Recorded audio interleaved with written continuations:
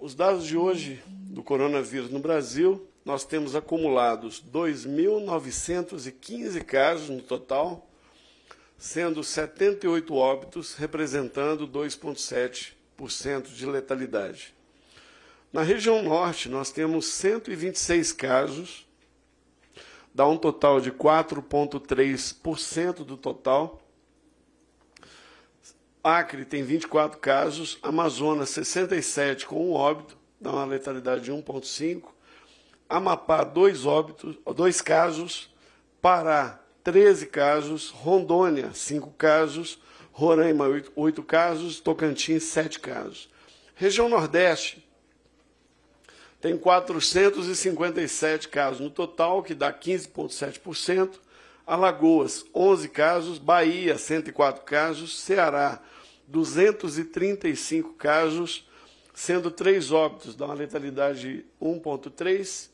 Maranhão, 10 casos, Paraíba, 5 casos, Pernambuco, 48 casos, com 3 óbitos, na letalidade de 6,2%. Piauí, 9 casos, Rio Grande do Norte, 19 casos, Sergipe, 16 casos. Sudeste, 1.665 casos, 57,1% do total.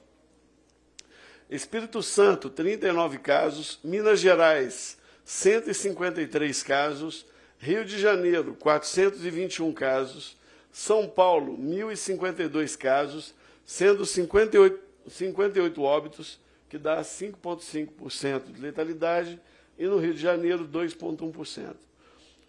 Centro-Oeste, total, 275 casos, 9,4%, 200 casos no total, no Distrito Federal, 1 óbito no DF, 0,5%, Goiás, 39 casos, 1 óbito no estado de Goiás, 2,6%, Mato Grosso do Sul, 25 casos, Mato Grosso, 11 casos, Região Sul, 392 casos, 13,5% do total, Paraná, 102 casos, Santa Catarina, 122 casos, com 1 óbito registrado, 0,8%, Rio Grande do Sul, 168 casos, com 1 óbito registrado, dá 0,6%. Se não estou enganado, no Distrito Federal, este óbito foi registrado equivocadamente, foi repassado equivocadamente esse número, mas a Secretaria Estadual, a Secretaria do Distrito Federal, já corrigiu e a gente vai corrigir também no nosso material. Esse gráfico da esquerda mostra a evolução de casos no Brasil por dia. Então, nós temos aqui, desde o dia 26 de fevereiro até o dia 26 de março, tivemos um acumulado, um número crescente de casos. Então, nós saímos aí em um mês de monitoramento de 1 caso para 482 casos por dia. Isso vai variar muito de acordo com a disponibilidade dos testes. Como o ministro Mandetta referiu ontem, podemos ter, na hora que nós tivermos todos os testes funcionando em carga máxima, um volume muito elevado. No entanto, a gente pode observar que o incremento de casos, os casos acumulados aqui, ó, a gente pode observar desde o dia 26/2, essa curva vem crescendo ainda, está no começo, e em percentual nós temos aqui 20% em relação ao dia de ontem. Isso vai estar oscilando e vai estar sendo muito influenciado pela disponibilidade dos testes, da quantidade de testes e da circulação viral em cada localidade. Esse aqui é um outro dado que nós nos comprometemos a trazer para poder dar um pouco mais de explicação sobre a dinâmica da doença no Brasil. Nós temos as hospitalizações por semana epidemiológica. Semana epidemiológica começa no domingo e vai até o sábado de cada ano. São 52 ou 53 semanas epidemiológicas cada ano.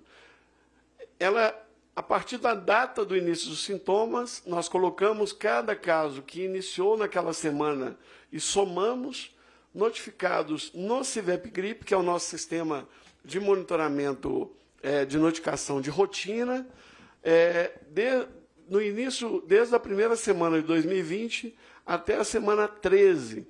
Então, nós podemos observar aqui que o número de casos de síndrome respiratória aguda grave, ele vem crescendo, ele tem um padrão ainda aqui nesse período, é não sazonal, até meados aqui da semana 7. A partir da semana 8, nós começamos a registrar óbitos, casos hospitalizados e confirmados por Covid. Então, temos aqui, começando aqui na semana 8, na semana 10, principalmente aqui na semana 11, 12, a gente começa a perceber. E nesse período nós temos de 11.257 casos, é o total do ano aqui, temos 341 hospitalizações confirmadas por Covid. Desses, 87,2, ou seja, 341 em relação a 391 casos, esses 341 são casos graves hospitalizados de Covid, 87,2. 17 de março de 2020 é o início da notificação no CIVEP-Gripe de SARS-CoV, porque antes não estava sendo notificado diretamente aqui, também não tínhamos casos registrados, não tinha instrumento. Quando nós olhamos a distribuição dos casos graves e dos óbitos por faixa etária e sexo, nós podemos observar o seguinte. Aqui, nós temos casos de pessoas de Covid de 1 a 5 anos. Então, temos aqui a primeira coluna. Não temos ninguém de 6 a 19. De 20 a 29, temos cerca de 11 casos. Aí, depois, aqui, começamos a ter casos e óbitos. De 30 a 39, nós temos cerca de 60, com cerca de 3 a 4 óbitos aqui nessa faixa etária. Depois nós temos aqui de 40 a 49 anos, também com casos de óbitos, 50 a 59 anos, 60 a 69 anos, então aqui a gente começa a observar, e aí 70 a 79 anos, 80 a 89 anos, 90 a 99 anos. Vocês podem observar que as curvas estão mais elevadas para os óbitos a partir de 60 anos, mas ela fica muito mais intensa entre 70 anos ou mais. Por isso que a gente está recomendando que as pessoas acima de 60 anos devem ficar em isolamento, cumprir as orientações e ficar em isolamento voluntário domiciliar. Quando nós olhamos os casos graves, nós temos uma frequência maior de homens, comparado com mulheres, 58 em relação a 42, e em relação aos óbitos, 68% são homens, 32% são mulheres. Então, esse é o padrão, o perfil por faixa etária e por sexo. Aqui, agora, nós temos uma complementação dessa análise dos óbitos, que ficou bem interessante também. Os casos graves de óbitos por Covid, segundo as comorbidades notificados no CIVEP-Gripe. Então, nós temos 391 casos de Covid e 59 óbitos por Covid registrados no sistema. Então, nós podemos observar que cardiopatia é a condição mais frequente entre os casos e entre os óbitos. Doença hematológica crônica, temos registros também de doença hepática crônica, asma também, temos óbito e temos casos, diabetes com uma frequência importante, porque também tem um volume maior, tanto de cardiopatias como também de diabetes, doença neurológica crônica, pneumopatia, imunodepressão, doença renal crônica e obesidade.